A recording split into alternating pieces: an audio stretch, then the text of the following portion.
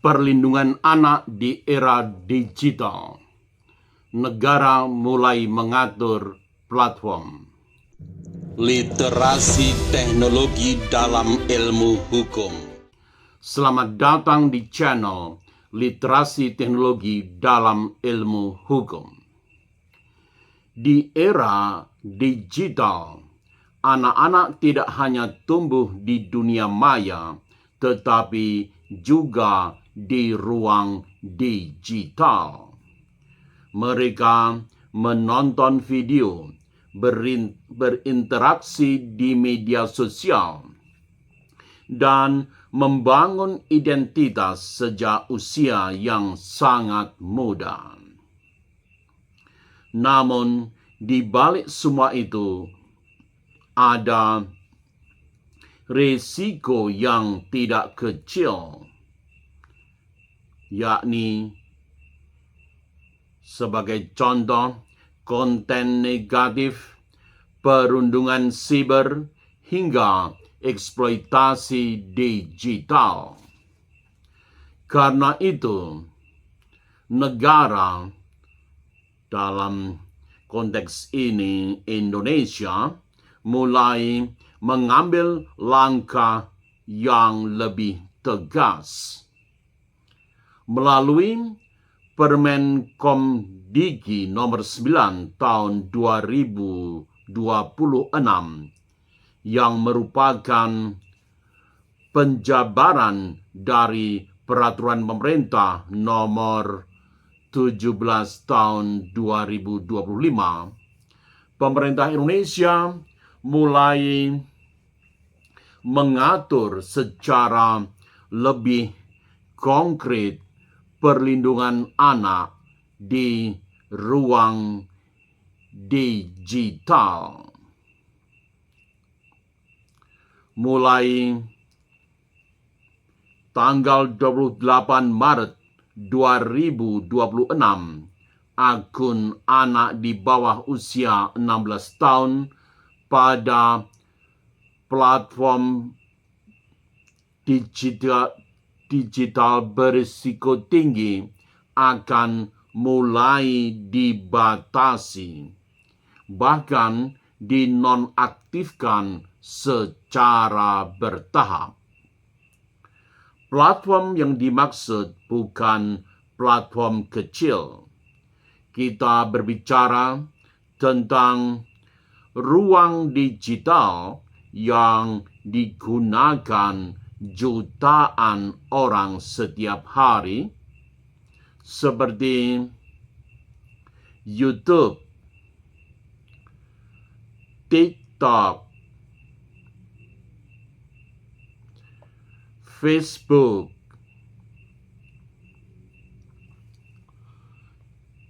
Instagram, hingga Roblox. Disinilah kita melihat sesuatu yang sangat penting dalam perspektif hukum, bahwa negara mulai secara aktif mengatur platform digital. Jika dalam video sebelumnya kita membahas tentang platform power, maka kebijakan ini menunjukkan respons negara terhadap kekuasaan tersebut. Negara menyadari bahwa platform digital bukan sekedar teknologi. Platform digital merupakan ruang sosial baru yang sangat mempengaruhi perkembangan anak. Karena itu, regulasi ini memiliki beberapa poin penting. Pertama, pembatasan usia. Anak di bawah 16 tahun hanya boleh mengakses platform dengan risiko rendah, dan itu pun harus dengan persetujuan orang tua. Kedua, pengendalian akun. Akun anak di bawah 16 tahun pada platform berisiko tinggi akan dikontrol secara lebih ketat. Ketiga, tanggung jawab platform.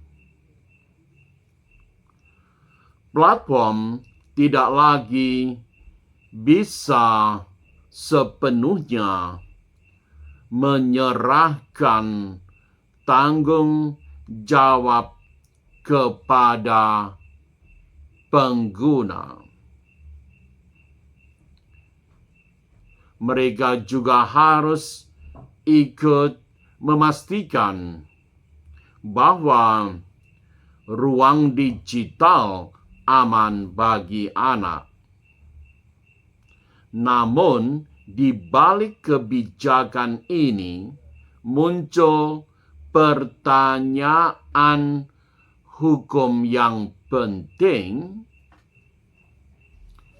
Sejauh mana negara boleh mengatur akses digital warganya? Di satu sisi, perlindungan anak merupakan kewajiban negara. Di sisi lain, ada isu tentang kebebasan berekspresi, akses terhadap informasi, dan hak digital. Inilah dilema klasik dalam hukum teknologi antara perlindungan dan kebebasan. Selain itu, tantangan implementasi juga tidak kecil. Bagaimana cara memverifikasi usia pengguna? Bagaimana memastikan platform global mematuhi aturan nasional? Bagaimana mengawasi pelaksanaannya secara efektif? Disinilah kita melihat bahwa hukum tidak hanya tentang membuat aturan, tetapi juga tentang kemampuan untuk menegakkan aturan di dunia digital yang tanpa batas itu. Kebijakan ini menunjukkan satu hal penting, bahwa negara tidak lagi bisa pasif dalam menghadapi platform digital. Negara harus hadir, tidak hanya sebagai regulator, tetapi juga sebagai pelindung masyarakat, terutama kelompok rentan seperti anak-anak. Langkah ini mungkin belum sempurna. Namun demikian, langkah demikian merupakan bagian dari proses panjang bagaimana hukum beradaptasi dengan perubahan dan perkembangan teknologi. Karena pada akhirnya, pertanyaan tentang siapa yang mengatur platform digital bukan hanya soal kekuasaan, tetapi juga tentang tanggung jawab terhadap masa depan generasi berikutnya. Channel Literasi Teknologi dalam Ilmu Hukum membantu kita memahami bahwa di balik setiap regulasi selalu ada upaya menjaga keseimbangan antara kebebasan teknologi dan pelindungan manusia. Terima kasih.